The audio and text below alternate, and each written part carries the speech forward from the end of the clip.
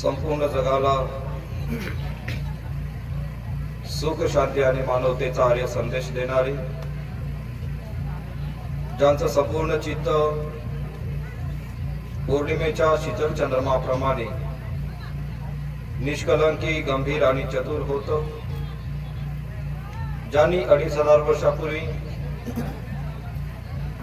स्वकष्टामधून अशा एका सद्धम्माची निर्मिती केली, अशा एका धम्माची स्थापना केली. प्रत्येक मनुष्याने धम्माच्या धम्मविनयाप्रमाणे वाटचाल केली असता निश्चितच मनुष्य हा दुःख आणि मृत्यूच्या भवचक्रामधून परिपूर्णपणे दुःखमुक्त होतो, असा तथागत प्रेरित तथागतांचा पावन पवित्र बौद्ध धम्म व याच धम्माचा केवळ या भारत देशामध्येच नव्हे तर संपूर्ण जगामध्ये प्रचार आणि प्रसार करणारा व तथागतांच्या सुमार्गावरती अधिष्ठित असलेला तथागतांचा पूजनीय श्रावक संघ, पूजनीय भिक्खू संघ, सर्वप्रथम जगातील अनमोल अशा या त्रिरत्नांना त्रिवार विनम्र अभिवादन. ज्यांच्या अशा महान धर्मक्रांतीमुळे आज आपण या भारत देशामध्ये एक आदर्श माणूस म्हणून जीवन जगत आहोत, ज्यांनी माणसाला माणूस म्हणून जीवन जगण्याचा मानवी अधिकार प्राप्त करून दिला, ज्यांनी खऱ्या अर्थाने या भारत देशाला राज्यघटना लिहून दिली, असे या देशाचे खरे खुरे देशभक्त परमपूज्य बोधिसत्व डॉक्टर बाबासाहेब आंबेडकर यांच्या धम्मक्रांतीमध्ये संपूर्ण जीवन समर्पित. 17वी अखिल भारतीय बौद्ध धम्म परिषद आणि या धम्म परिषदेसाठी धम्म परिषदेचे अध्यक्ष पूज्य भदंत धम्मसेवकजी महास्तवीर काही तब्येतीच्या कारणास्तव या ठिकाणी उपस्थित झालेले नाही. पूज्य भदंत प्राचार्य डॉक्टर खेमो धम्मोजी महास्तवीर हे देखील या ठिकाणी गुरुवारी उपस्थित नाही. या पंथेना देखील पूज्य भिक्खू धम्मसेवकजी महास्तवीर, पूज्य भिक्खू खेमो धम्मोजी महास्तवीर आणि धम्म मंचावरती उपस्थित धम्मबंधू पूज्य भदंत बुद्धघोषजी मेथातेरो आणि संपूर्ण पूजनीय भिक्खू संघ, पूजनीय भिक्खू संघाला देखील या ठिकाणी मी त्रिवार अभिवादन करतो. दरवर्षीप्रमाणे निव सिद्धार्थ युथ सोशल ट्रस्ट द्वारा 17वी अखिल भारतीय बौद्ध धम्म परिषद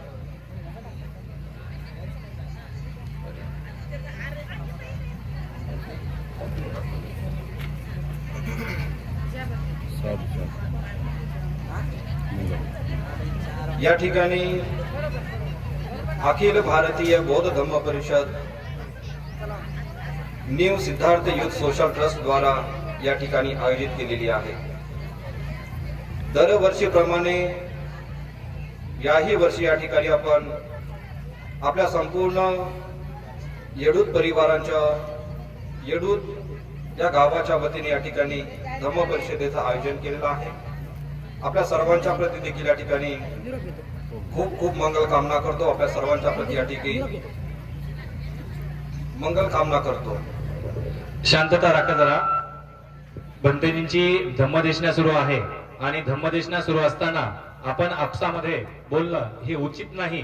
हे या ठिकाणी पूजनीय भंतेजींची धम्मदेशना सुरू असताना आपण शांत चित्ताने या ठिकाणी धम्मदेशना ग्रहण करावी अशी आपणास सूचना आहे आणि विनंती सुद्धा आहे. आपण ज्या ठिकाणी बसले आहात तिथे शांत चित्ताने धम्मदेशना श्रवण करा. या ठिकाणी आयुष्यमान धम्मोपासक सुमेशजी बुक्तर आणि आपल्या सर्व new Siddharth youth social trust द्वारा या ठिकाणी पूजनीय भिक्खू संघाला निमंत्रित करून आपण या 2 दिवसामध्ये महान असं कुशल कर्म या ठिकाणी आपण संपादन करीत आहात. कारण भगवंताने मी मागच्या वर्षी देखील मी उपदेश केलेला होता त्या परिषदेमध्ये. तर भगवंताने 3 गोष्टी अत्यंत या संसारामध्ये दुर्लभ सांगितलेल्या आहेत. पहिली गोष्ट मी मागच्या वेळेस देखील सांगितलं होती, सुखो बुद्धानुपादो सुखा सद्धम वदेसना सुखा संगस सामगी समगानं तपो सुखो. म्हणजे या संसारामध्ये भगवंताची म्हणजे बुद्धांची उत्पत्ती होणे, बुद्धांचा जन्म होणे अत्यंत दुर्लभ आहे. आपल्या कुणाला माहिती आहे की आतापर्यंत किती सम्यक संबुद्ध किंवा किती बुद्ध या निसर्गामध्ये त्यांनी जन्म धारण केलेला आहे. म्हणजे भगवंताच्या अगोदर देखील 27 बुद्ध या संसारामध्ये होऊन गेलेले आहेत, ज्याचं वर्णन 28 परितंग मध्ये त्या ठिकाणी तंडन करो महावीरो मेधं करो महायसो शरणं करो. म्हणजे अशा नावाचे अनेक या बुद्ध या संसारामध्ये होऊन गेलेले आहेत. आणि तथागत सम्यक संबुद्ध हे 28वे सम्यक संबुद्ध होते. म्हणजे आतापर्यंत या संसारामध्ये 28 बुद्ध या संसारामध्ये होऊन गेलेले आहेत. बघा, भगवंताचा महापरिनिर्वाण होऊन 2500 वर्षापूर्वीपेक्षा जास्त कालावधी निघून गेलेला आहे. अजून एखाद्या सम्यक संबुद्धाने जन्म धारण केलेला आहे का? आहे का? किंवा आपल्याला जर खापर पंजोबाचं आपलं जर नाव विचारलं, तुम्हाला माहिती आहे का? आजोबाचा असेल, तुम्हाला जर आजोबाचं नाव विचारलं, आहे का माहिती? मग भगवंताचा जन्म होऊन, भगवंतांना ज्ञान प्राप्ती होऊन, भगवंतांनी प्रथम उपदेश करून भगवंताचं महापरिनिर्वाण होऊन किती वर्ष झालेले आहेत? 2500 वर्षापूर्वीपेक्षा जास्त कालावधी या ठिकाणी निघून गेलेला आहे. मग भगवंताच्या गुणाचं आपण स्मरण का करतो? बघा, खापर पंजोबाचं नाव आपल्याला माहिती नाही, परंतु आपला एकही दिवस असा जात नाही की ज्या दिवशी आपण भगवंताचं आपण स्मरण करत नाही, भगवंताच्या गुणाचं, भगवंताच्या धर्माचं आपण स्मरण करीत नाही. म्हणून भगवंतांनी सांगितले, या संसारामध्ये बुद्धाची उत्पत्ती होणे, सामान्य लोकांची उत्पत्ती कशामुळे होते? आता आपलाही जन्म झालेला आहे, परंतु आपल्याला मनुष्य जन्म प्राप्त झालेला आहे. भगवंतांनी सांगितले, या संसारामध्ये बुद्धाची उत्पत्ती होणे अत्यंत दुर्लभ आहे. आणि आतापर्यंत या संसारामध्ये केवळ 28 सम्यक संबुद्ध म्हणजे बुद्ध त्यांनी जन्म धारण केलेला आहे. जेव्हा बुद्ध शासन लोप पावण्याच्या मार्गावरती असते, जेव्हा नष्ट होण्याच्या मार्गावरती असते, तेव्हाच मात्र सम्यक संबुद्ध त्या ठिकाणी जन्म धारण करीत असतात. आता तथागत सम्यक संबुद्धांनी भविष्यवाणी करून ठेवलेली आहे. जे येणारे जे भविष्यातले बुद्ध असतील त्यांचं नाव का असेल? मैत्रीय बुद्ध असेल. आपण लेण्यांमध्ये जातो, लेण्यांमध्ये बघण्यासाठी जातो. लेण्यांमध्ये आपण काय बघतो? कधी कधी हे खूप सुंदर आहे, ते खूप सुंदर आहे, परंतु बौद्ध धर्म हा हजारो वर्षापर्यंत शुद्ध स्वरूपामध्ये, सांस्कृतिक स्वरूपामध्ये, शिल्पाच्या स्वरूपामध्ये त्या ठिकाणी हजारो वर्षापर्यंत त्या ठिकाणी टिकून राहावा, यासाठी राजे महाराजे, उपासक उपासिकांनी, भिक्खू भिक्खुनींनी खूप कष्टाने त्या ठिकाणी बौद्ध धर्माच्या शिल्पाच्या स्वरूपामध्ये तो बौद्ध इतिहास त्या ठिकाणी निर्माण करून ठेवलेला आहे. आता वर्तमानपत्रामध्ये, टेलिव्हिजन मध्ये आपण हे बघतो की आपल्याला अखंड काहीतरी बनवायचं आहे की नाही? उठलं की उठल्यापासून ते रात्री झोपेपर्यंत काय राहते? हे बनवायचं, ते बनवायचं. परंतु देवानो प्रिय तिस राजा सम्राट अशोक यांच्या कालामध्ये त्याला अखंड भारत देश म्हटलं जातं. याला पूर्वी अखंड जम्बूद्वीप म्हटला जायचं. याचं साम्राज्य कुठपर्यंत होतं? आताचा बांगलादेश पूर्वी भारतामध्ये होता, पाकिस्तान भारताचा भाग होता, अफगाणिस्तान. म्हणजे देवानो प्रिय तिस राजा न भूतो न भविष्यती असा म्हणजे जो राजा आहे, म्हणजे देवतांना आणि मनुष्यांना प्रिय असणार, म्हणजे देवानो प्रिय तिस राजा छत्रपती सम्राट अशोक यांच्या कालावधीमध्ये, म्हणजे त्यांचं जेव्हा साम्राज्य होतं तर त्यांचं साम्राज्य इराण, इराक म्हणजे अफगाणिस्तान इथपर्यंत त्यांचे या भारत देशाच्या म्हणजे अखंड भारत देशाची काय होती? ते बॉर्डर होते. आपण लास्ट टाइम कधी आपण व्हिडिओ मध्ये बघितलं असेल, ज्याला अफगाणिस्तान मध्ये त्याला बामियान बुद्ध म्हटलं जाते, आहे की नाही? भगवंताच्या मोठमोठ्या मूर्त्या म्हणजे कितीतरी फीट म्हणजे 100 फीटापेक्षा अधिक जास्त फीटाच्या मूर्त्या त्या ठिकाणी बॉम्ब ब्लास्ट करून त्या ठिकाणी त्या नष्ट करण्यात आलेल्या आहे. म्हणजे राजा सम्राट अशोकांचं जेव्हा साम्राज्य होतं तर या म्हणजे इराक पर्यंत त्यांचं हे साम्राज्य होतं आणि तेव्हा हा भारत देश जो आहे तो अखंड भारत देश म्हटला जायचा. म्हणजे हा संपूर्ण जम्बूद्वीपाचा भाग होता. म्हणजे बघा पहिली गोष्ट या संसारामध्ये अत्यंत दुर्लभ आहे बुद्धांची उत्पत्ती होणे अत्यंत दुर्लभ आहे. दुसरी गोष्ट भगवंतांनी सांगितलेली आहे की मनुष्य जन्म प्राप्त होणे अत्यंत दुर्लभ आहे की नाही. आता आपल्याला मनुष्य जन्म प्राप्त झालेला आहे. 17 वर्षापासून आपण सातत्याने धम्म परिषदेत या ठिकाणी आपण आयोजन करीत असतात आणि या ठिकाणी आयोजन करून भगवंताचा जो काही धम्म आहे हा धम्म या ठिकाणी पूजने भिक्खू संघ आपल्याला समजावून सांगण्याचा या ठिकाणी प्रयत्न करतात. आपल्या सर्वांना या ठिकाणी उपदेश करतात.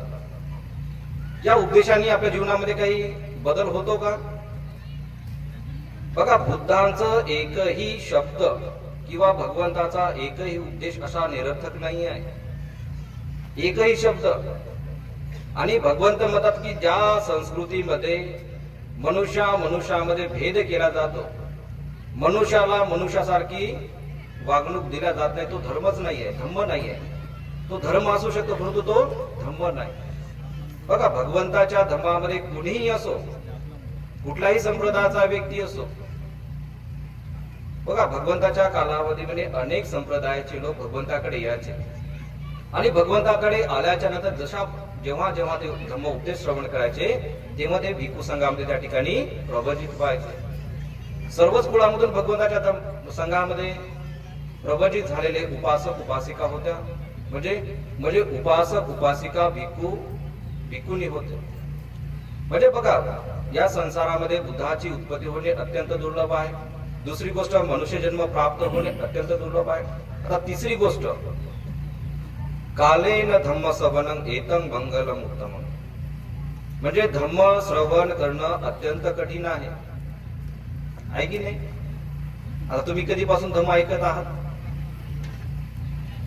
की नाही? कालपासून तुम्ही धम्म उपदेश ऐकत आहात. हेच तुमच्या जीवनामध्ये उद्याला ही गोष्ट येणार आहे का? आता तुम्ही जर असा विचार केला की मी आज उपदेश नाही ऐकणार, मला कंटाळा येऊ लागलेला आहे, मला झोप येऊ लागलेली आहे. आता आपण सुरुवातीला म्हणजे सकाळच्या सत्रामध्ये आपण 10 मिनिटाची ध्यान साधना केलेली आहे, विपश्यना केलेली आहे. आता तुम्ही डोळे बंद केले, आपण काय अनुभव घेत असेल त्याच्यामध्ये? म्हणजे ध्यान साधना काय तुम्ही काय केलं? आनापानसती केलेली आहे 10 मिनिटाची. आधी आनापानसतीमध्ये तुम्ही काय केलेलं आहे? म्हणजे डोळे अगदी एकदम शांत म्हणजे मिटवलेले आहेत, बंद केलेले आहेत आणि काय श्वासावरती आपण लक्ष केंद्रित केलेलं आहे. आणि ध्यान केल्याच्या म्हणजे डोळे मिटवल्याच्या नंतर श्वासोश्वासावरती आपण लक्ष केंद्रित करायचं. आपण काय केलेलं आहे? आपलं चित्त त्या श्वासोश्वासावरती होतं का? किती लोकांचं होतं? आपलं जे चित्त आहे ते किती सेकंद एकाग्र होतं आहे की नाही? काही जणांनी जेवण केलं असेल तर डोळे शांत केल्याबरोबर त्यांना डुकल्या येऊ लागल्या अशा आहे की नाही? सत्य आहे की नाही? डोळे शांत केले की लगेच झोप येऊ लागलेली आहे, कंटाळा येऊ लागलेला आहे, आळस येऊ लागलेला आहे, कधी कधी झोप येऊ लागलेली आहे की नाही? हे जिथे जिथे आपण पुण्यकर्म करण्याचा प्रयत्न करीत असतो तेव्हा मार सेनाप ज्याला भगवंतांनी म्हटलेला, ज्याला मार म्हटलेला आहे. बघा तुम्ही जेव्हा पुण्याचं काम करण्यासाठी जात असता त्या ठिकाणी मार हा सदैव तुम्हाला ते पुण्यकर्म करण्यासाठी परावृत्त करण्यासाठी तुमच्या पाठीमागेच राहत. जर तुम्ही अकुशल कर्म करू लागले तिथे मार येत नाही. पण जिथे जिथे आपण पुण्यकर्म करण्याचा या ठिकाणी प्रयत्न करीत असतो तेव्हा मात्र मार, ज्याला भगवंतांनी मार सेना म्हटलेला आहे, म्हणजे पुण्यकर्म ज्या ठिकाणी आपण करण्याचा प्रयत्न करीत असतो ते पुण्यकर्म करण्यासाठी परावृत्त करण्यासाठी सदैव मार आपल्या पाठीमागे सातत्याने लागलेला असतो. म्हणून धम्म श्रवण करणं साधी गोष्ट नाही. बघा तुम्ही ध्यान साधनेमध्ये होते, तुम्हाला खरंच ध्यान लागलं का? काही लोकांच्या डोक्यामध्ये कुठले विचार असतील आहे की नाही? कोणी स्वप्नामध्ये रंगलं, कोणी भविष्यामध्ये, कोणी भूतकाळामध्ये. आता कुणी असा विचार करत असता इथले धम्म परिषद झाले की किती दिवस राहायचं आणि कुठं जायचं आहे की नाही? म्हणजे नाना प्रकारचे आपल्या चित्तामध्ये काय येत असतात, हे विचार येत असतात. म्हणून भगवंतांनी सांगितले आपलं चित्त म्हणजे काय आहे. ध्यान साधना का भगवंतांनी सांगितलेली आहे. भगवंतांनी म्हटलेलं आहे की बघा, एखादी जर मशीन असेल आणि ती जर 24 तास जर काम करत असेल, चालू असेल, तर ती मशीन कधीही खराब होण्याची म्हणजे 100% चान्सेस असतात, आहे की नाही. एखादी मशीन जर दिवस रात्र जर चालू असेल तर ती मशीन कधीही खराब होऊ शकते. तसंच भगवंतांनी सांगितलेलं आहे, जी आपली बॉडी आहे, जे पंच उपादान स्कंदाने बनलेली आहे की नाही, 4 महाभूते आहेत. आता पंच उपादान स्कंद म्हणजे काय माहिती आहे का आपल्याला. आता हे शरीर तर बनलेलंच आहे, म्हणजे एका दिवसामध्ये आपण किती वेळ शरीर या शरीराला बघतो, आहे की नाही. अर्ध्या तासाला, एका तासाला आपण आरशामध्ये बघतो की नाही. भगवंतांनी काय सांगितलं, हे जे काही मनुष्याचं जे मानवी शरीर आहे हे पंच उपादान स्कंद याच्यामध्ये आहे. आता पंच उपादान स्कंद काय आहे, रूप, वेदना, संज्ञा, संस्कार आणि विज्ञान, ह्या गोष्टी या शरीरामध्ये आहेत. आणि 4 महाभूते आहेत, म्हणजे रूप, वेदना, संज्ञा, संस्कार आणि विज्ञान, आणि म्हणजे पंच उपादान स्कंद आणि 4 महाभूतांनी पृथ्वी, आप, तेज, वायू. आता आपल्या शरीरामध्ये हड्डी आहे, हा कुठला धातू आहे, पृथ्वी धातू आहे. तेज आहे म्हणजे हवा आहे, उष्णता आहे. या सर्व घटकांनी, या नैसर्गिक घटकांनी मनुष्याचं मानवी हे शरीर बनलेलं आहे. म्हणून जे भगवंत म्हणतात की मनुष्य जन्म मिळणं अत्यंत दुर्लभ आहे. बघा, आपल्याला ह्या सर्वच गोष्टी प्राप्त झालेल्या आहेत. म्हणजे भगवंताला तर आपण बघितलेलं नाही, परंतु बाबासाहेबांच्या अनंत उपकारांमुळे, बाबासाहेबांच्या अनंत अशा उपकारामुळे सोन्यासारखा धम्म आपल्याला प्राप्त झालेला आहे. बघा, ज्या मातीमध्ये अनेक साधू संत होऊन गेलेले आहेत, अनेक देवी देवता होऊन गेलेले आहेत, आहे की नाही, पण विश्वगुरु कोण बनलेला आहे, म्हणजे या जमिनीमध्ये किंवा याच भूमीमध्ये भगवंताचा जन्म झालेला आहे. आणि सभ्य देशांमध्ये तो त्या ठिकाणी चांगल्या मार्गाने गेलेले आहेत. आणि ज्या ज्या देशाने, ज्या ज्या संस्कृतीने, ज्या ज्या उपासक उपासिकांनी भगवंताचा धर्म स्वीकारलेला आहे, त्या त्या लोकांची काय आहे, प्रगती आणि प्रगतीच आहे. म्हणून धम्म श्रवण करणं अत्यंत कठीण आहे. बघा, आपल्याकडे वेळ किती आहे, याच्यामध्ये फक्त 4:30चा टायमिंग आहे, म्हणजे 4:30 संपलेले आहे की नाही. म्हणून तुमच्याकडे जास्त वेळ नाही. म्हणून जेव्हा जेव्हा धम्म उपदेश होत असतो तेव्हा तेव्हा आपण एकाग्र चित्ताने, नाहीतर माणसाचं मन कसं असते, भगवंतानी बघा मनुष्याच्या चित्ताला कशाची उपमा दिलेली आहे, वानराची उपमा दिलेली आहे की नाही. एखाद्या वानराला जर एखादी काकडी मिळाली, ते काय करते, ते खाते का व्यवस्थित, या झाडावरून त्या झाडावर, त्या झाडावरून त्या झाडावर जाते, आणि शेवटी विहिरीमध्ये पडली काकडी की काय करतो, त्याच्याकडे बघतो. बघा, अशाच प्रकारचं मनुष्याचं मन आहे. एका सेकंदामध्ये किंवा एका मिनिटामध्ये माणसाच्या मनामध्ये किती विचार येतात, असंख्य असे विचार येतात. कधी कुशल, कधी चांगले विचार येतात, कधी अकुशल म्हणजे वाईट विचार मनामध्ये उत्पन्न होतात. तर भगवंतानी बघा, ह्या गोष्टी अत्यंत दुर्लभ आहेत. भगवंताचा जन्म होणे अत्यंत दुर्लभ आहे. दुसरी गोष्ट आहे मनुष्य जन्म प्राप्त होणं, जो मनुष्य जन्म आपल्याला प्राप्त झालेला आहे. आणि तिसरी गोष्ट आहे की भगवंताचं बुद्ध वचन, धम्म श्रवण करणं अत्यंत दुर्लभ आहे. जेव्हा जेव्हा आपल्या जीवनामध्ये ह्या 3 गोष्टी आपल्याला प्राप्त होत असतात, तेव्हा तेव्हा आपण एकाग्र चित्ताने हा उपदेश आपण श्रवण करण्याचा आपण प्रयत्न केला पाहिजे. आज या ठिकाणी मी 2 सूत्राबद्दल या ठिकाणी आपल्या सर्वांना उपदेश करण्याचा प्रयत्न करणार आहे. पहिलं सूत्र आहे महामंगल सूत्र. तर काही वेळेस महामंगल सूत्र सर्व उपासक उपासिकांना मुखगत असते.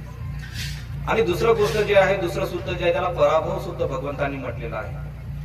आता बघा, महामंगल सूत्र, आता याच्यामध्ये काय सांगितलेलं आहे, महामंगल सूत्र या शब्दामध्येच या म्हणजे सूत्राचा अर्थ देखील आहे. महामंगल म्हणजे काय, महा म्हणजे मोठ्या प्रमाणामध्ये, अधिक प्रमाण, मंगल म्हणजे कल्याण.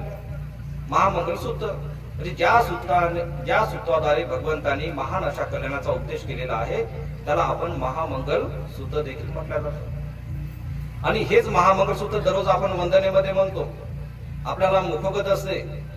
आपला जेव्हा विवाह होतो तेव्हा देखील महामंगल म्हटल्या जाते, आहे की नाही, महामंगल सूत्र म्हटल्या जाते. परंतु काय होते, विवाहाच्या वेळी बघा, मुलाचं वय किती असते, म्हणजे 21-22 वर्षाच्या वरतीच असते. मुलीचं वय 18 वर्षाच्या वरतीच असते. बघा कधी कधी काय होते, धम्माचे संस्कार न झाल्यामुळे, धम्म न जाणल्यामुळे, धम्म संस्कृती न जाणल्यामुळे जेव्हा जेव्हा मंगल परिणय विधी होतात, पूजनीय भिक्खूसंघ महामंगळ सूत्राचं त्या ठिकाणी पठण करतात, त्रिरत्न बंधनेचं पठण करतात, परंतु ते बुद्ध वचन जे आहे ते त्यांना न समजल्यामुळे त्यांच्या जीवनामध्ये दुःख उत्पन्न होत असते. आता या महामंगल सूत्रामध्ये भगवंतांनी काय उपदेश केलेला आहे, तर तोच उपदेश या ठिकाणी मी आपल्या सर्वांना करण्याचा या ठिकाणी मी प्रयत्न करणार आहे. अगदी मी भगवंतांनी पहिल्याच गाथे म्हटलेलं बघा, आपण कुठल्याही गाथेची सुरुवात आपण कुठल्याने करतो, एवं मे सुतं एकं समयं भगवा सावध्य विहरती चेत बने अनाथ पिंडिकस आरामे अथको अयंतरा देवता अभिकंताय रद्दिया अभिकंत वन्ना केवल कपं चेत बनन उभासित्वा येन भगवा तेनोपसंखमे उपसंखमित्वा भगवन्तं अभिवादेत्वा एकमन्तं 88 एकमन्तं चिता कोसा देवता भगवन्तं गाथाय अज्जभास.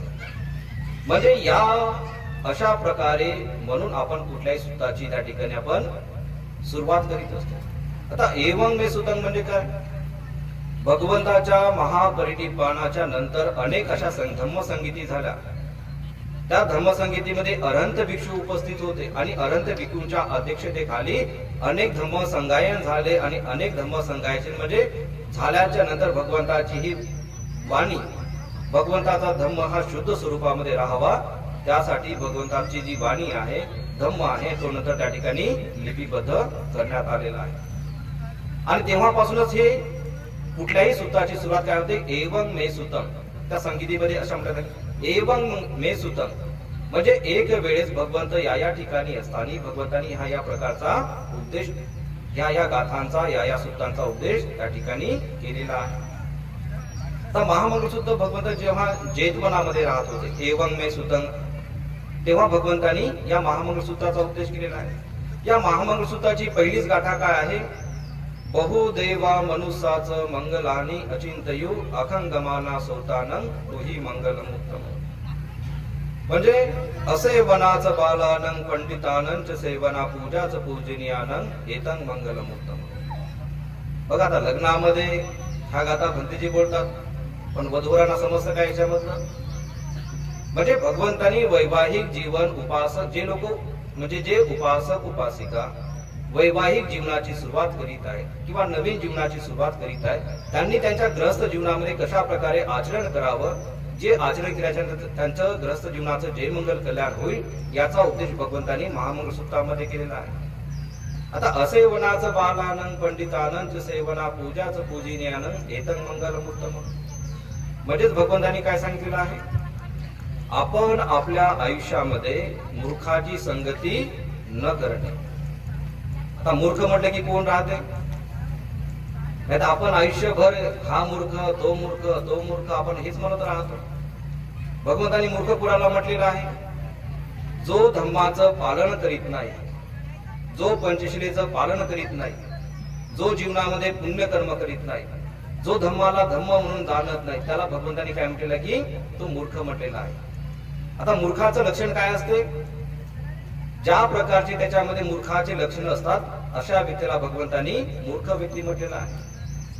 मग भगवंतांनी काय बघा, ग्रहस्थ जीवन जर सुखाने जीवन जगायचं, ग्रहस्थ जीवन असो किंवा संन्यासी जीवन असो, आपल्याला जर चांगलं जीवन जगायचं असेल तर आपण आपल्या आयुष्यामध्ये कधीच मूर्ख व्यक्तीची आपण संगती करता कामा नये. बघा मूर्खाची संगती केली तर काय होत, आपलं कल्याण होणार आहे का, आहे की नाही. जर एखादा मूर्खातला मूर्ख व्यक्ती असेल त्याच्यासोबत आपण मैत्री केली तर आपलं कल्याण होणार आहे का, नाही. म्हणून भगवंतांनी म्हटलं की आपण आपल्या जीवनामध्ये मूर्खाची संगती न करणे. तर संगती कुणाची केली पाहिजे, आपण शहाण्या माणसाची, सद्धम्म आचरण करणाऱ्या व्यक्तीची, जो धम्मवान व्यक्ती आहे, श्रद्धावान व्यक्ती आहे, जो धम्माचं आचरण करणारा व्यक्ती आहे, जो व्यक्ती आपल्यासाठी कल्याण मित्र आहे, म्हणजे अशा व्यक्तीची आपण संगती केली पाहिजे. आणि पूजनीय लोकांची पूजा करणे हेच उत्तम मंगल आहे. बघा छोटीशी गाथा आहे, मूर्खाची संगती न करणे, शहाण्या माणसाची संगती करणे, जे पूजनीय लोक आहेत त्या पूजनीय लोकांची पूजा करणे हेच उत्तम मंगल आहे. मूर्खाची संगती कधी जीवनामध्ये करू नये.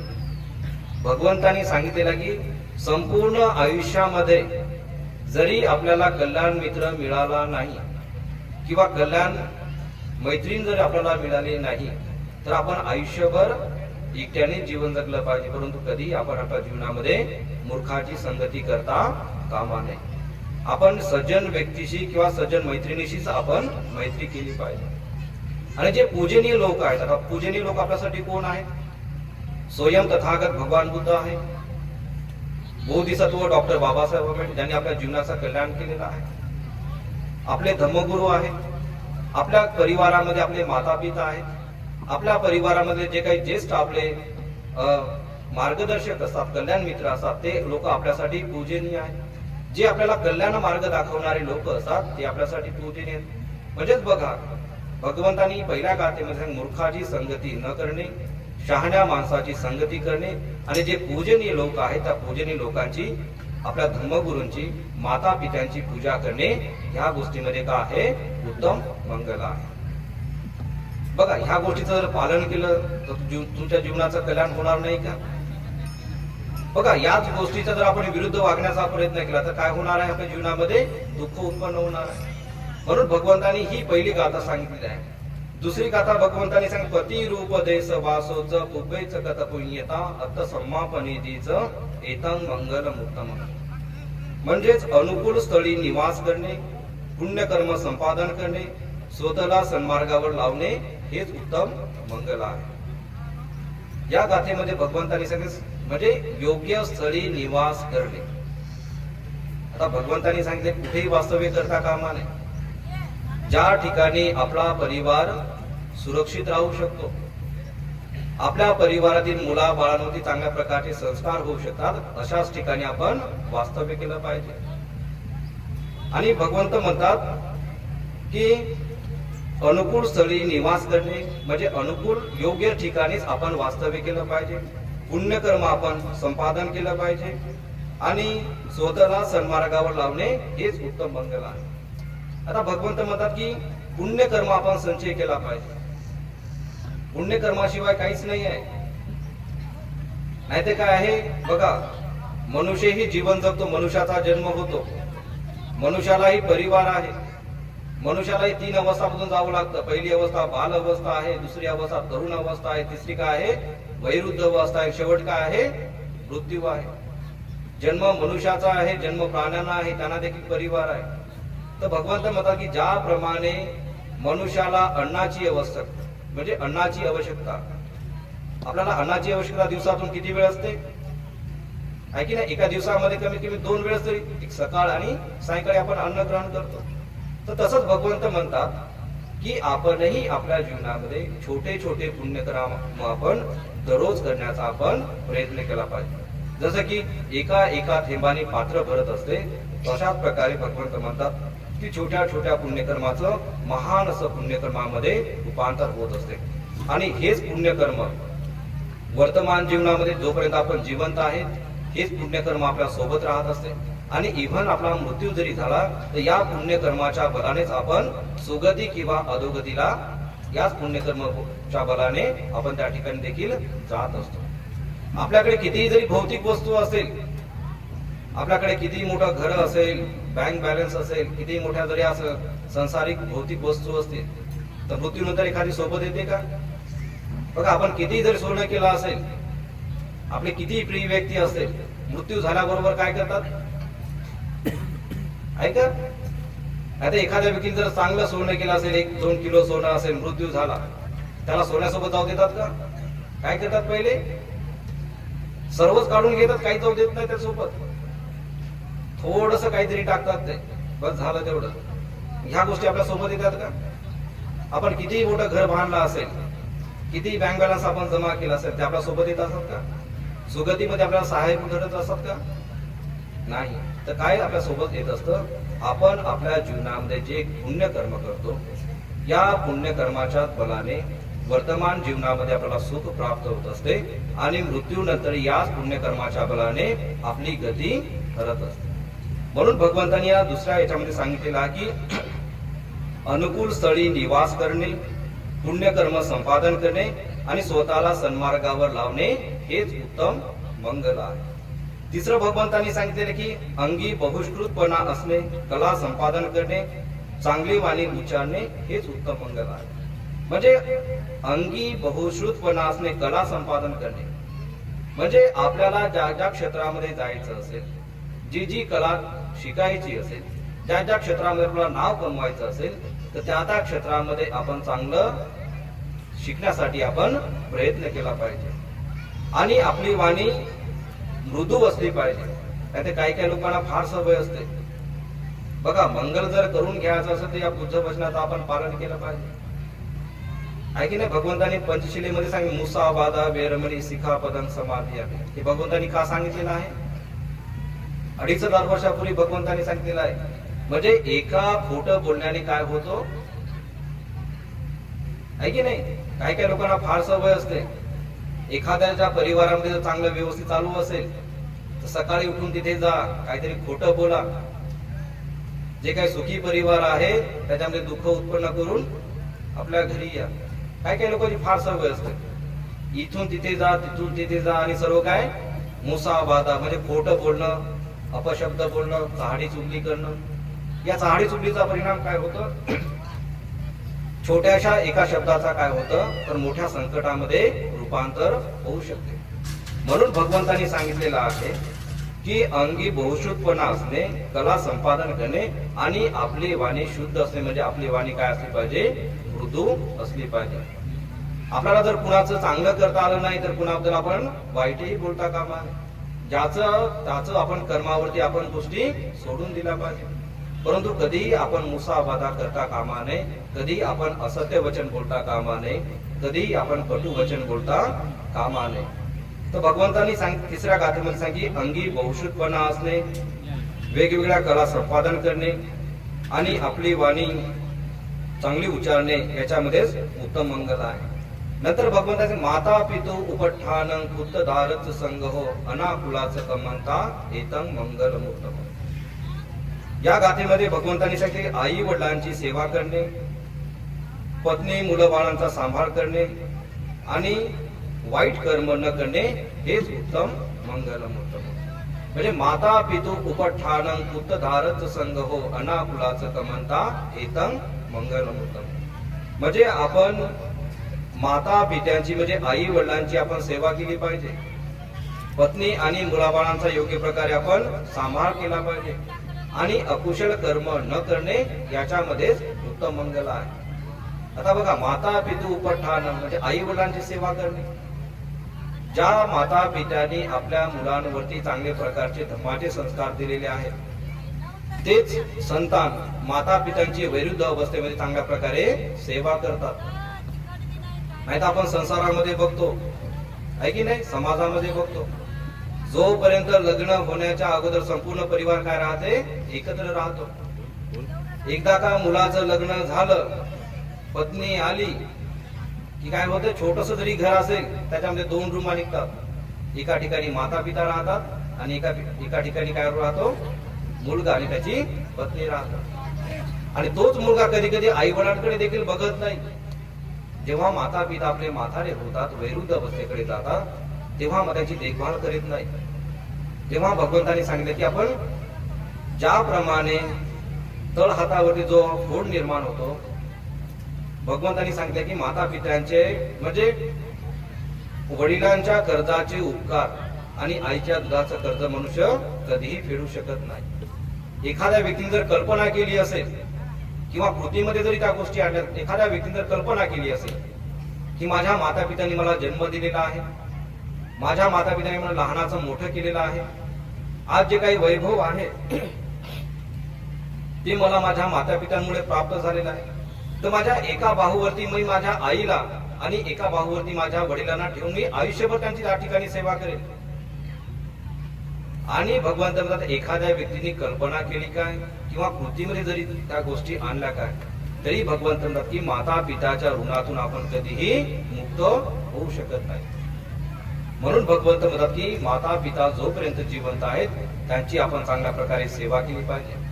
पत्नी मुला बाळांचा आपण योग्य सांभाळ केला पाहिजे आणि वाईट कर्म अकुशल कर्म न करणे हेच उत्तम मंगल आहे, हे भगवंतांनी सांगितलेलं आहे. नंतर भगवंतांनी सांगितले की दान देणे, धर्माचरण करणे, नातेवाईकाचा आदर सत्कार करणे आणि पाप कर्मापासून अलिप्त राहणे हेच उत्तम मंगल आहे. म्हणजे दानंच धम्मचर्याच यात कानंच संग हो अनवज्जा निकम्मानी एतं मंगलम उत्तम. भगवंतांनी या गाथेमध्ये काय सांगितलं की दान दिलं पाहिजे, धर्माचरण केलं पाहिजे आणि जे आपले नातेवाईक आहेत त्यांचा आपण आदर सत्कार केला पाहिजे आणि पाप कर्मापासून आपण अलिप्त राहण्याचा आपण प्रयत्न केला पाहिजे. आता दान देणे आहे की नाही, आपण दान दिल्याने काय होते बघा. भगवंतांनी सांगितलं की आपण दान दिलं पाहिजे. आपण बुद्धवंदने मध्ये म्हणतो ना, आहु नय्यो पाहु नय्यो दखी नय्यो अंजली करणियो अनुत्तरं पुण्यं खेतं लोकसाथ. भगवंत म्हणतात आपण दान दिलं पाहिजे. आता दानाबद्दल थोडस मी या ठिकाणी उदाहरण देतो. आपण सर्वजण शेतकरी, आपल्याला सर्वांना शेतीबद्दल माहिती आहे. जेव्हा आपण पूजेने भिक्खू संघाला आपण दान देत असतो तर या दानाचा परिणाम काय होतो याबद्दल मी एक छोटस या ठिकाणी आपल्या सर्वांना उदाहरण देतो. भगवंत म्हणतात की दानंच धम्मचर्याच यात कानंच संग हो अनवज्जानी कम्मानी एतं मंगलपुत्तमं. म्हणजे दान दिलं पाहिजे, धर्माचरण केलं पाहिजे, नातेवाईकाचा आदर सत्कार केला पाहिजे आणि पाप कर्मापासून आपण अलिप्त राहिलं पाहिजे. आता नेहमी आपण दानावरच बोलत असतो. या दानाचं फल आपल्याला काय प्राप्त होत असते. आता तुम्ही या ठिकाणी परिषदेला दान दिलं असेल आहे की नाही. जेव्हा आपण एखाद्या चांगल्या सत्कार्यासाठी आपण दान देत असतो तर त्याचं कर्म बनत असते.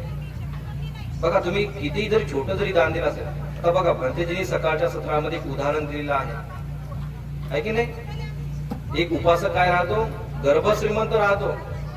गरीब लोक काय त्या ठिकाणी अत्यंत श्रद्धेने दान देत असतात. कारण का, स्वयं भगवंत त्या ठिकाणी येणार आहेत, पूजेने भिक्खू संघ येणार आहे आणि त्याच्या भोजनासाठी त्या भोजनामध्ये आपलंही पुण्यकर्माचा सहभाग व्हावा.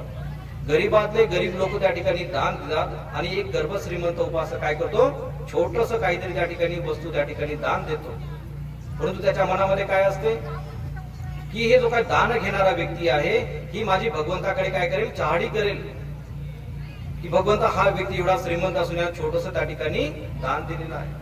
परंतु त्या श्रद्धावान उपासकाच्या मनामध्ये त्याच्याबद्दल थोडंही त्याच्याबद्दल द्वेष भावना नसते. जेव्हा त्या ठिकाणी त्याचाही दानामध्ये सहभाग होतो आणि भगवंत सर्वांच्या प्रती, म्हणजे ज्या छोट्यातल्या छोट्या उपासकांनी दान दिलं किंवा मोठ्यातल्या मोठ्या उपासकांनी दान दिलं, सर्वांच्या प्रती त्या ठिकाणी भगवंत आशीर्वाद देतात, मंगलमैत्री व्यक्त करतात. तेव्हा मात्र त्या व्यक्तीच्या लक्षामध्ये ती गोष्ट येते की आपण जे कर्म केलेलं आहे ते वाईट केलेलं आहे, त्या कर्माचा त्या ठिकाणी तो पश्चाताप करीत असतात. बघा याच्यामध्ये काय सांगितलं की दान देणे, धर्माचरण करणे, नातेवाईकाचा आदर सत्कार करणे आणि पाप कर्मापासून आपण अलिप्त राहणे हेच उत्तम मंगल आहे. आता दानाबद्दल मी या ठिकाणी छोटस एक उदाहरण देतो. आपल्या सर्वांना शेती माहिती आहे की नाही. शेतकरी काय करतो, उन्हाळ्यामध्ये बीज रोपण करतो का, किंवा खडकाळ जमीन असेल त्या ठिकाणी बीजाचं रोपण करतो का. पण बीजारोपण कधी करतो, त्याचाही कालावधी असतो. बघा जेव्हा ती जमीन त्या ठिकाणी तपते, तपल्याच्या नंतर काय होते, त्याची नांगरणी होते, वखरणी होते, त्याच्यामध्ये काय केर कचरा असेल त्या ठिकाणी साफ केला जातो. आणि जेव्हा पावसाळ्याचा कालावधी आला, 1-2 पाऊस झाल्याच्या नंतर ती माती मृदू झाल्याच्या नंतर त्या ठिकाणी बीजाचं रोपण केले जाते. कुणी असा एखादा व्यक्ती आहे की खडकाळ जमिनीवरती त्या ठिकाणी बीजाचं रोपण करतो, कोणीही नाही. जेव्हा ती जमीन सुपीक होते, बीज निर्माण होण्याच्या क्षमतेची होते, तेव्हाच मात्र शेतकरी त्या ठिकाणी त्या जमिनीमध्ये बीजाचं रोपण करीत असतो. तर भगवंतांनी बघा दानाचं कर्म कशा प्रकारे बनते याबद्दल मी या ठिकाणी सांगत आहे. तर बघा एखादा शेतकरी असेल, त्याची जर 2 एकर शेती असेल तर 2 एकर शेतीमध्ये त्याला जर ज्वारीचं त्या ठिकाणी बीज रोपण करायचं असेल तर 1 एकर मध्ये किती त्या ठिकाणी तो ज्वारी टाकेल, एका एकरसाठी 2 किंवा 3 किलो त्या ठिकाणी ज्वारीचं त्या ठिकाणी बीजारोपण करेल. आणि जेव्हा बघा तो शेतकरी 2 किलोचं त्या ठिकाणी बीजारोपण करतो, परंतु जेव्हा त्याचं उत्पन्न प्राप्त होतं तर 3 किलोचे निर्माण होते का? बघा, एक शेतकरी 2 एकर शेतीमध्ये 2 किंवा 3 किलोचं त्या ठिकाणी बीजारोपण करतो. किती टाकलेलं आहे जमिनीमध्ये? 3 किलो टाकलेलं आहे. परंतु उत्पन्न कशामध्ये घेतो? क्विंटलामध्ये घेत असतो. मग भगवंत हेच म्हणतात की आहू नयो पाहू नयो दक्षी नयो अंजली करिनियो अनुत्तरं कुयं खेतं लोक साधे. म्हणजे पूजेने भिकुसंगा आपण जे दान देत असतो. आहू नयो म्हणजे आदर करण्यायोग्य, पाहू नयो दक्षी नयो म्हणजे दान देण्यायोग्य जो काही पवित्र तथागत भगवान बुद्धांचा पूजेने भिकुसंग आहे, जो अहोरात्र धर्माचा प्रचार आणि प्रसार करण्यासाठी मग्न राहतो, या पृथ्वीच्या दाहीही दिशांना जाऊन त्या ठिकाणी धर्माचा प्रचार आणि प्रसार करण्यासाठी सदैव तत्पर असतो. तर अशा पूजेने भिक्खू संघाला आपण जर दान दिलं असेल तर त्याचं रूपांतर छोटं जरी दान असेल तर भगवंत म्हणतात दानाची तुलना भगवंतांनी कशाशी केलेली आहे? श्रद्धेशी केलेली आहे. आपण स्वतःच्या श्रद्धेने 1ही रुपया जरी चांगल्या कार्यास जर दान दिला असेल तेही पुण्यकर्म होते. आणि एखाद्या व्यक्तीने लाखाच्या स्वरूपामध्ये, हजाराच्या स्वरूपामध्ये जरी दिलं असेल तर त्याचीही तुलना भगवंतांनी श्रद्धेने केलेली आहे. म्हणजे त्याचंही कर्म बनतं आणि याचंही कर्म बनत असतं. तर तेच भगवंत म्हणतात की आपण जे आपल्या जीवनामध्ये जे छोटे छोटे पुण्यकर्म करीत असतो तर या पुण्यकर्माचा बघा, शेतकरी तसा 3 किलोचं बीजारोपण 2 एकर शेतीमध्ये करतो आणि त्याचं उत्पन्न कशामध्ये घेतो? क्विंटलामध्ये घेत असतो. तर तशा प्रकारे भगवंत म्हणतात जे आपण छोटे छोटे पुण्यकर्म आपण आपल्या जीवनामध्ये या ठिकाणी करीत असतो, तर जेव्हा या पुण्यकर्माचं मोठे पुण्यकर्मामध्ये रूपांतर होत असतं तर अशा प्रकारे क्विंटलाच्या स्वरूपामध्ये आपल्याला हे पुण्यकर्म आपल्या गतीस सहाय्यभूत करत असतं.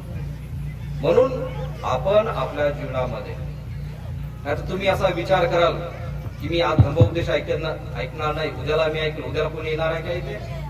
उद्याला हा मंडप तरी असणार आहे का? उद्याला उपासक उपासिका तरी असणार आहे का?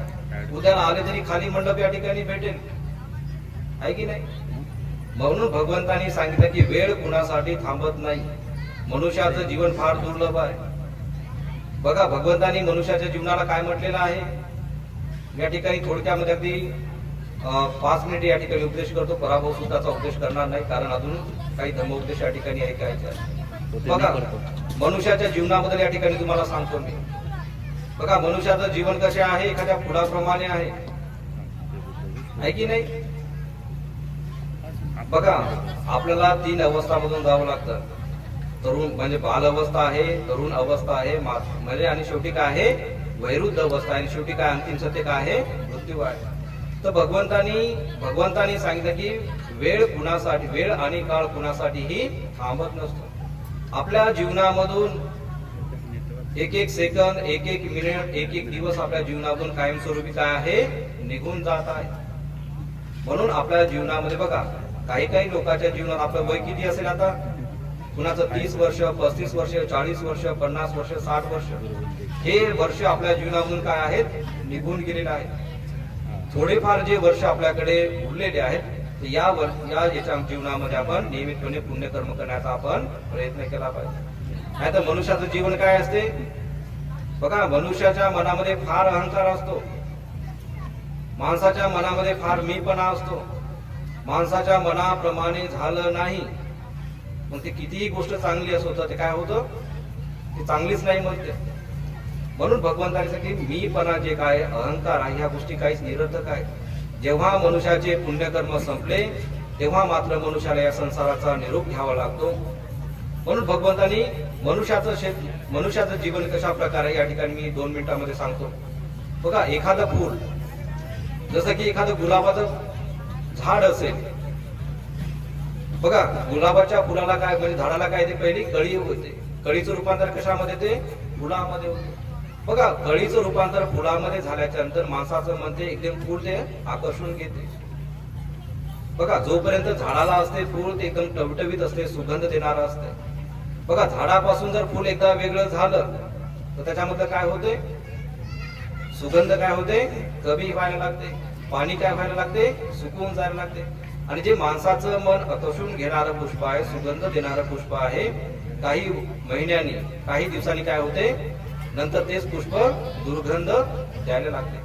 आणि कालांतराने एक दिवस असा येतो ते फूल कोमेजून जातं, सुकून जातं आणि कालांतराने काय होते, एक दिवस मातीमध्ये मिक्स होते ना, त्याचा नंतर पुढे अंत लागत. तर त्याचप्रमाणे भगवंतांनी सांगितलं जे मनुष्याचं जे शरीर आहे, जे मनुष्याचं जे दुर्लभ जीवन असं आहे, म्हणून मीपणा करण्यामध्ये, इतरांचा हेवा करण्यामध्ये, इतरांचा द्वेष करण्यामध्ये न घालवता आपण चांगल्या प्रकारे पुण्यकर्म केलं पाहिजे. ज्याप्रमाणे ते सुगंधित पुष्प कोमेजून जातं, सुकून जातं आणि कालांतराने काय होते, मातीमध्ये मिक्स होते, त्याचप्रमाणे मनुष्याचं मानवी शरीर आहे. तर मनुष्य या शरीरावरती किती गर्व करतो आहे की नाही. जर सुंदर दिसायला असेल त्याला तर फारच गर्व राहते, 3-3 वेळेस आरशामध्ये जाऊ बघून घेत राहतं आहे की नाही. एखादा व्यक्ती बलवान असेल तर त्याला काय असतो, त्याचा गर्व असतो. कुणाकडे जास्त पैसे असेल किंवा काही गोष्टी असेल त्यांना त्याचा गर्व असतो. परंतु भगवंत म्हणतात जोपर्यंत मनुष्याचे पुण्यकर्म आहेत तोचपर्यंत मनुष्य या संसारामध्ये जीवन जगू शकतो. एकदा का पुण्यकर्म संपलं तर त्या क्षणाला मनुष्य या ठिकाणी शेवटचा श्वास घेऊन हे शरीर याच ठिकाणी त्यागून काय होतो, त्या व्यक्तीचा मृत्यू होतो. आता मृत्यूनंतर काय होतं, कितीही प्रिय व्यक्ती असलं तर काय होते, अंत्यविधी 2 प्रकारे केल्या जाते. या शरीरावरती आपण एवढं मीपणा करतो, गर्व करतो, या शरीराचं काय होते, शेवटी अंत्यविधी 2 प्रकारे केल्या जातात. अग्नी जर केली ते स्मशानभूमी बाजूलाच आहे तर काय होते, या शरीराचं मुठभर अवस्थेमध्ये रूपांतर होते. आणि हे जर शरीर जर जमिनीमध्ये गाडलं गेलं किंवा त्याचा अंत्यविधी जर जमिनीमध्ये केला तर काय होते, निसर्गाचे जे काही 5 उपादान स्कंद आहेत ते निसर्गामध्ये घटक निसर्गामध्ये विलीन होतात आणि शेवटी काय होते, या शरीराची माती होते. म्हणून वेळ आपल्याकडे जास्त नाही, म्हणून आपण चांगल्या प्रकारे आपण धम्मश्रवण केला पाहिजे. आणि ज्या ज्या ठिकाणी आपण पुण्यकर्म करण्याची आपल्याला संधी प्राप्त होते त्या त्या ठिकाणी आपण चांगल्या प्रकारे धम्मश्रवण केला पाहिजे, आपल्या चित्ताला परिशुद्ध केलं पाहिजे. भगवंताची जी काही पाली बुद्ध वचन आहे, गाथा आहे, त्या गाथा आपल्या भाषेमध्ये आपण समजून घेण्याचा प्रयत्न केला पाहिजे आणि तशा प्रकारे आपण आचरण करण्याचा आपण प्रयत्न केला तर निश्चितच दुर्लभ अशा मनुष्य जीवनाला आपण श्रेष्ठ जीवन बनवू शकतो. आणि नियमितपणे आपण आपल्या जीवनामध्ये पुण्यकर्म करून दुर्लभ असं मनुष्य जीवनाला आपण सफल बनवण्याचा आपण प्रयत्न करा, अशी आपल्या सर्वांच्या प्रती या ठिकाणी मंगल कामना व्यक्त करतो. आणि निश्चितच आपण आपल्या जीवनामध्ये नियमितपणे पुण्यकर्माचा आपण संचय कराल, चांगल्या प्रकारे धर्म समजून घेण्याचा प्रयत्न कराल आणि चांगल्या प्रकारे धर्माचा प्रचार आणि प्रसार करण्यासाठी आपण सहाय्यभूत कराल, अशी आपल्या सर्वांच्या प्रती या ठिकाणी मंगल कामना व्यक्त करतो. आणि वेळेच्या अभावी माझी छोटीशी धम्मदेशना याच ठिकाणी समाप्त करतो. कारण भंतेनाच मी सांगितलं होतं की तुम्ही बोला, कारण जर आतून जर ते पराभव सुद्धा जर आपण उपदेश केला असं तर की 1.5-2 तास चालू असतं, त्यात काही शॉर्ट पिरियड मध्ये काहीच आपण एक्सप्रेशन करू शकत नाही. म्हणून भंतेला म्हटलं होतं, विनंती केली होती की तुम्ही बोला, मी सांगतो थोडक्यात पराभव. ठीक आहे, आता भंतेजी उपदेश करणार आहेत तर वेळेच्या अभावी मी या ठिकाणी माझी छोटीशी धम्मदेशना या ठिकाणी समाप्त करतो. आणि परत एकदा new Siddharth youth social trust द्वारा आयोजित 17वी अखिल भारतीय बौद्ध धम्म परिषद येडूर या ठिकाणमधील सर्व उपासक उपासिकांचे प्रती या ठिकाणी खूप मंगल कामना या ठिकाणी व्यक्त करतो. पूजेने भिक्खू संघाला या ठिकाणी त्रिवार अभिवादन करतो आणि आयुष्यमान धम्मोपासक सुमेधजी गुप्तर यांच्या प्रती या ठिकाणी खूप खूप मंगल मैत्री करतो. आपल्या सर्वांच्या प्रती या ठिकाणी मंगल कामना व्यक्त करून माझी छोटीशी धम्मदेशना याच ठिकाणी समाप्त करतो. सर्वांचं मंगल हो, सर्वांचं कल्याण हो, सर्वांना दीर्घायुष्य प्राप्त हो. भवतु सब मंगल, सर्वांचं मंगल हो.